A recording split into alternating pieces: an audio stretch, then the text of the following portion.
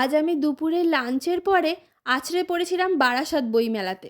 লোকেশনটা হলো বারাসাত গভর্নমেন্ট কলেজের ঠিক পিছনের মাঠে বিদ্যাসাগর স্টেডিয়ামের সামনে। এরপরেও ভুল করে যদি অন্য কোথাও চলে যান তাহলে আমাকে দোষ দেবেন না। মেলায় সেলিব্রিটিদের মতো এন্ট্রি করেই বাঁদিকে দেখলাম স্টেজের উপরে ক্ষুদে শিল্পীরা সাংস্কৃতিক অনুষ্ঠানে অংশগ্রহণ করেছে। শীতের একটা মিষ্টি দুপুর, স্বাভাবিকভাবে দর্শকরাও খুব সুন্দরভাবে সেটিকে উপভোগ করছেন। দুই দিকে সারি সারি বিভিন্ন রকমের বইয়ের স্টল, আর সেই স্টলেই ঘুরে বেড়াচ্ছে ছোট থেকে বড় সব শ্রেণীর বইপ্রেমী মানুষরা। আমারও কিছু পছন্দের বই খুঁজতে শুরু করলাম। অবশেষে দেখা হলো একটা লেখিকার সাথে। তিনি নিজের লেখা বই স্টলে বিক্রি করছেন। প্রাক্তন সিনেমাটা তো কম বেশি সবাই দেখেছেন না? সেই স্টোরিটা যেই লেখিকার লেখনীর ওপর ভিত্তি করে ওনার সাথেই আজকে দেখা হলো।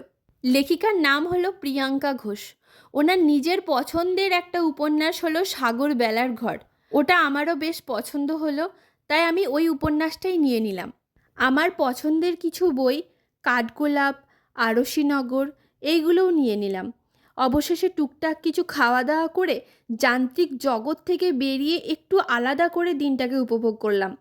আপনারা কে কে বই পড়তে ভালোবাসেন এবং আমার এই কেনা বইগুলো অলরেডি কার পড়া হয়ে গেছে কমেন্টে কিন্তু অবশ্যই জানাবেন।